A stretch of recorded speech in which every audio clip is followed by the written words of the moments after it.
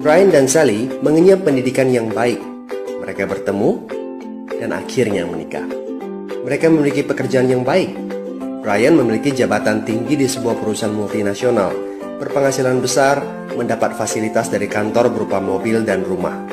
Mereka sangat menikmati hidup. Sering nongkrong bersama di coffee shop sepulang kantor, nonton di bioskop, mampu membeli baju dan tas yang matching, dan pergi berlibur sesekali. Tapi, kenyataan sebenarnya tidaklah demikian. Utang kartu kredit mereka terus menumpuk tak berujung. Setiap akhir bulan merasa kehabisan uang. Mereka memiliki barang-barang bagus, tetapi tabungan masa depan kacau balau. Brian dengan mudah membeli ini, tapi bukan ini. Tabungan 100 juta pun rasanya masih jauh sekali. Sudah kerja lebih dari 10 tahun, tapi belum sanggup membeli rumah sendiri. Masih tinggal di rumah milik kantor dan mengendarai mobil milik kantor. Tanpa disadari, keluarga ini menggali lubang kemiskinan. Keuangan mereka hanya cukup untuk membiayai kehidupan keluarga saat ini. Mereka harus terus bekerja untuk menghasilkan uang. Pertanyaan yang paling ditakutkan adalah bagaimana jika mereka sudah tua, kemampuan bekerja sudah menurun, atau salah satu anggota keluarga terdiagnosa penyakit serius yang membutuhkan biaya yang sangat besar. Apakah kehidupan Brian dan Sally mencerminkan kehidupan Anda? Apakah saat ini Anda memiliki penghasilan tetapi sebelum akhir bulan sudah merasa kehabisan uang? Memiliki hutang berkepanjangan yang tidak ada habisnya? Memiliki barang-barang bagus tetapi khawatir karena tidak punya tabungan? Memiliki hidup yang berkecukupan tetapi khawatir tidak mampu menyekolahkan anak-anak dengan baik? Memiliki rumah tinggal tetapi berkemungkinan besar harus menjual rumah bagus ini karena tidak punya dana pensiun? Jika Anda menjawab ya pada salah satu saja pertanyaan tadi, saatnya untuk memperbaiki diri. Mau jadi seperti apa kita ini kalau ternyata kita sebetulnya hanya gaya dari luar saja? Mau hidup kropos seperti ini sampai kapan? Aha, mari kita mulai menabung. Nah, apakah menabung saja cukup? Berapa banyak yang bisa Anda sisihkan untuk ditabung setiap bulan? Mari kita ambil contoh. Anda berencana untuk memiliki rumah dan mobil.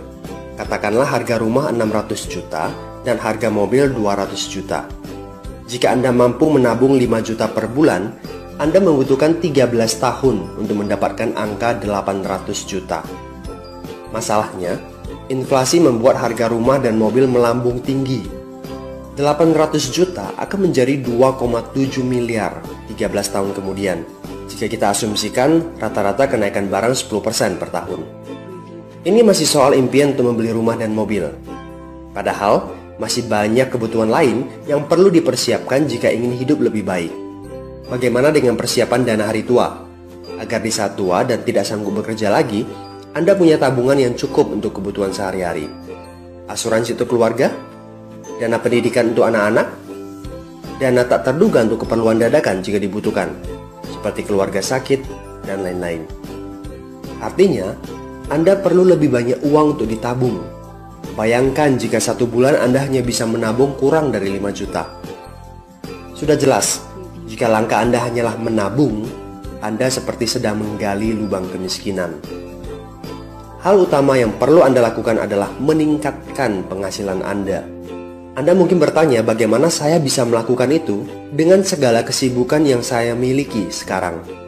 Apakah saya bisa tetap mencari income tambahan di luar sana tanpa mengganggu pekerjaan utama saya? Seandainya bisa, apa yang bisa saya kerjakan saat ini?